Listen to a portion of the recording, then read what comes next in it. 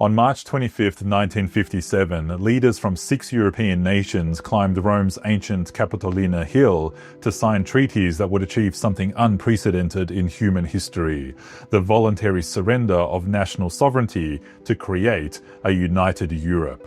The setting was deliberately symbolic. The Capitolina had been the sacred heart of the Roman Empire, where conquered peoples once came to acknowledge imperial authority. Now, just 12 years after World War II ended, former enemies were gathering to sign a very different kind of treaty, one based on equality and shared sovereignty, rather than conquest and domination. The path to Rome had begun in the rubble of 1945, when visionary leaders like Jean Monnet of France and Robert Schuman recognized that Europe's nationalist rivalries had nearly destroyed Western civilization. The continent that had given birth to the Enlightenment and Industrial Revolution had also produced 2 world wars that killed over 70 million people.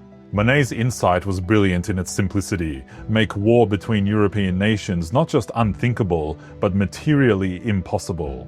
The European coal and steel community, established in 1951, pooled these crucial war materials under supranational authority. If France and Germany couldn't control their own coal and steel independently, they couldn't fight each other. The success of the coal and steel community encouraged bolder thinking. Why not extend integration to all economic activity? The Treaties of Rome created both the European Economic Community and the European Atomic Energy Community, establishing a customs union, common market, and shared institutions that would gradually merge 6 national economies into one. The 6 founding members, France, West Germany, Italy, Belgium, Netherlands, and Luxembourg, had compelling but different motives. France wanted to contain German industrial power while maintaining its own global influence. Germany sought rehabilitation and protection from Soviet expansion. The treaties established revolutionary institutions.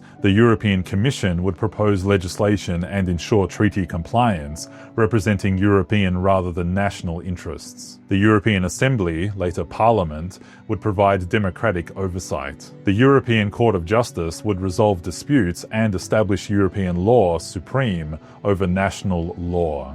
What began with 6 nations pooling coal and steel would grow into today's European Union of 27 member states with over 440 million citizens. The Treaties of Rome launched humanity's most ambitious experiment in voluntary political integration, proving that even ancient enemies could choose cooperation over conflict, and creating the longest period of peace in European history.